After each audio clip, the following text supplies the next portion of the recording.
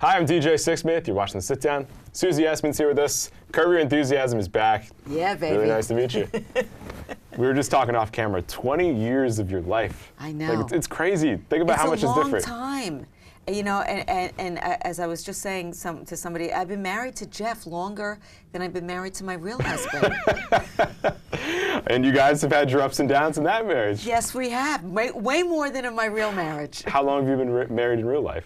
We've been married 11 years, but together 16. Wow. And you've known Jeff since when? Like the 90s? Well, I've known Larry since 1986. I think I met Jeff whenever Jeff moved to New York, because we were all stand-ups, we were all comics. I think it was 89 or 90, something. I'd known him from way back. What do you remember about that time? I mean, New York is obviously an amazing stand-up community, but specifically what sticks out to you? Well, you know, so many things. Like I remember I met Larry at Catch a Rising Star, 85, 86. I started in 84. He was already been doing it, you know, for a while.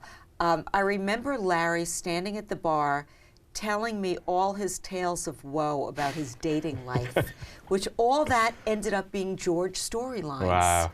Yeah, like I watched it, I was like, oh, I remember what he told me about that. You know, so, and then, you know, of course, then he got married, and then he got divorced, and then he was rich and famous, and he had women throwing themselves at him. How things changed. It's amazing how somebody has used their life to just keep it rolling in TV. Yeah. Like with Seinfeld and Curb. I mean, it's been a perfect representation.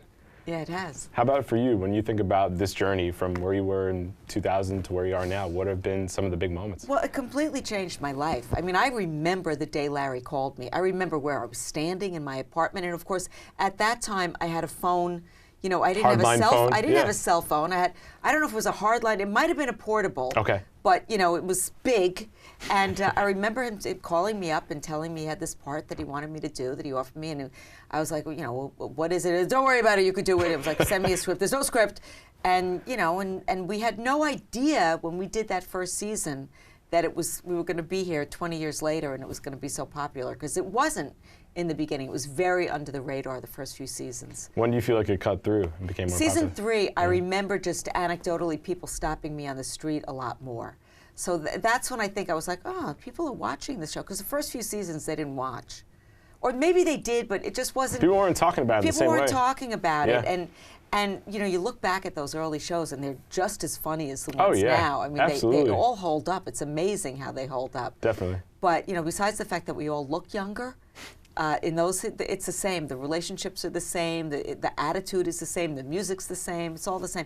I think the shows have gotten, I've noticed in the past couple of seasons, they've gotten denser. The storyline's gotten denser, and I could tell by when we shoot, they take longer.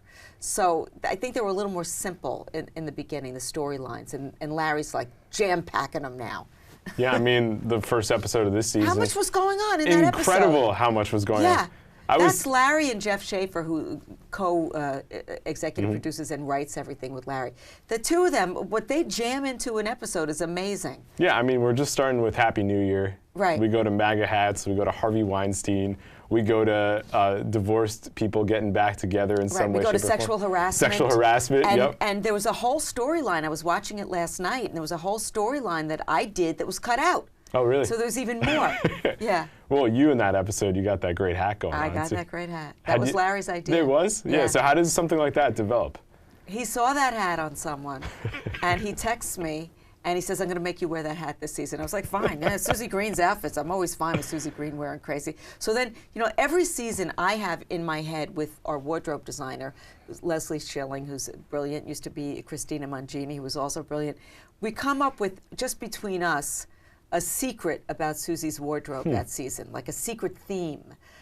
So this year it was hats. I got a lot of hats this season. So what have been some previous themes for Susie Green? Well, animal print is an ongoing thing. Always a big one for her. Exactly. Yeah. That's her, you know, go-to. That's her go-to.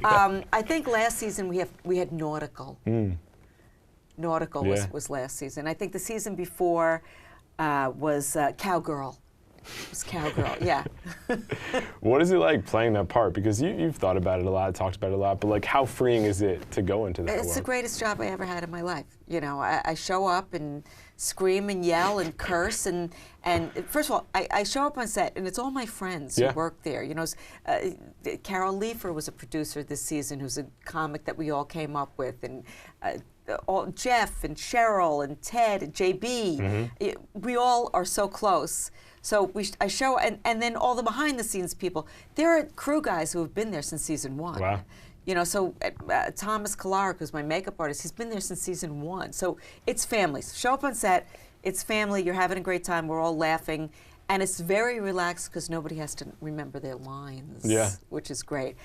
And then I scream and I yell and I curse, and then they give me money and I go home and they love me for it, and it's like the greatest job. And I mean, if you're having a bad day, you can just come right in there and dump it on everybody else. Just use it. So you mentioned how... Wait, not to say that we don't work hard, because we do a lot of takes. There's a ton of work that goes into it. And we do long hours, but I can't complain. It's the greatest job. What else would surprise people? Because you mentioned about like some of the later seasons are more dense. Like it seems very free-flowing and fun, but what are some things we wouldn't really realize about the show? I think people would be surprised at what close friends we all really are, because we're all so nasty and horrible to each other on screen, you know. But I always think that one of the reasons why Larry and I and Jeff, one of the reasons we could speak to each other in such a despicable way is because we know we're playing. You know, we know it's like we show up, it's like, okay, let's play. And, you know, I put on those crazy outfits and I just become her. And then I have the freedom to say and do whatever I want. So I think people would be surprised at how close we really are and how much we all really like each other. And also, when you're doing improv, you really need to trust and respect. Otherwise, you can't, it doesn't really work. And I think that we all have that with each other, where we really have tremendous amount of trust that nobody's going to try to sabotage the other or try to one-up. We just don't do that.